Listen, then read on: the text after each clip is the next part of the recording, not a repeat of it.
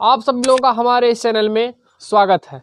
तो आज हम देखेंगे फिजिक्स का एक मोस्ट इम्पॉर्टेंट टॉपिक जो कि ओम्स लॉ देखेंगे क्या होता है, ओम का नियम होता क्या है, इसके बारे में आज हम समझेंगे। तो देखते हैं ओम का नियम क्या होता है। यदि किसी चालक की भौतिक अवस्थाओं जैसे ताप इत्यादि में परिवर्तन न हो तो उसके सिरों पर लगाए गए विभवांतर तथा उसमें बहने वाली वैद्युत धारा का अनुपात नियत रहता है। इसका मतलब क्या हुआ, जैसे हम समझ लेते हैं ये कोई चालक है। अब चालक का मतलब क्या होता है? चालक का मतलब होता है जिसमें हम धारा आसानी से प्रवाहित कर सके, उसे हम बोलते हैं चालक। तो अब हम समझते हैं इसके बारे में।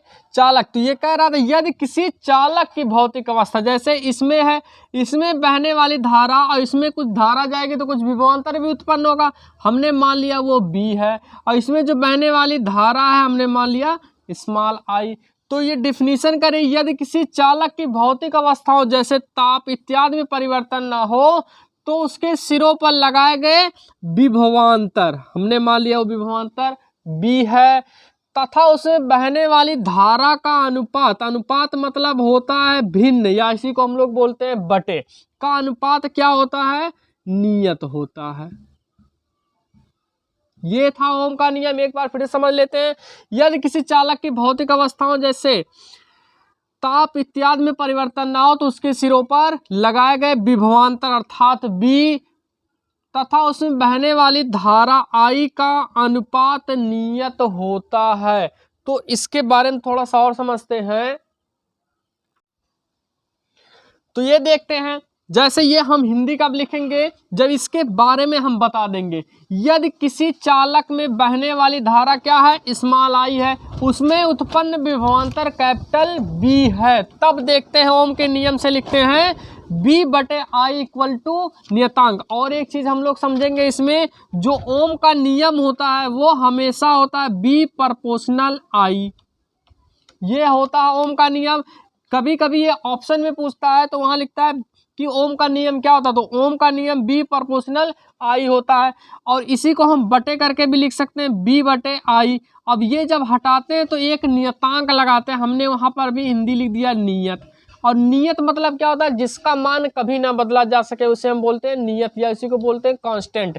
तो हम हिंदी समझते हैं, जब ये नियतांक हटाते हैं तो ओम के नियम से हम लोग लिखते हैं बी बटे आई, और इसी नियत को हम लोग लिखते हैं कैपिटल आर, और इस कैपिटल आर को हम लोग बोलते हैं प्रतिरोध। तो अब हम समझते हैं ओम का नियम जो हमने सीखा। ओम का नियम यह कह रहा था यदि किसी चालक की भौतिक अवस्था जैसे ताप आदि में कोई परिवर्तन ना हो तो विभवांतर और धारा का अनुपात नियत होता है, और उस नियत का मान हमने रखा था कैपिटल आर। तो अब हम देखते हैं ये जो कैपिटल आर होता है जिसे हम प्रतिरोध बोलते हैं, कैपिटल आर प्रतिरोध जो होता है कई बातों पर निर्भर करता है। जो प्रतिरोध होता है उस चालक की लंबाई, अनुप्रस्थ काट का क्षेत्रफल और ताप पर भी निर्भर करता है। तो इसी के बारे में हम समझते हैं कि प्रतिरोध क्या होता है, ये कब बदलता है कब नहीं बदलता है।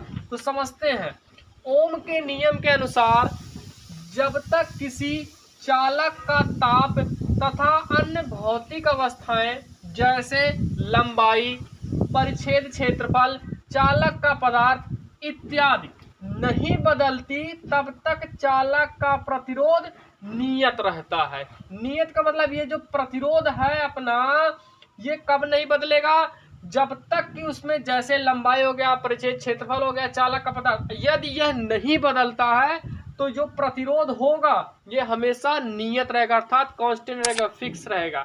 और यही होता है ओम का नियम। तो जो बच्चे इस चैनल पे नए होंगे उस चैनल को लाइक, सब्सक्राइब और शेयर जरूर कर लेंगे। धन्यवाद।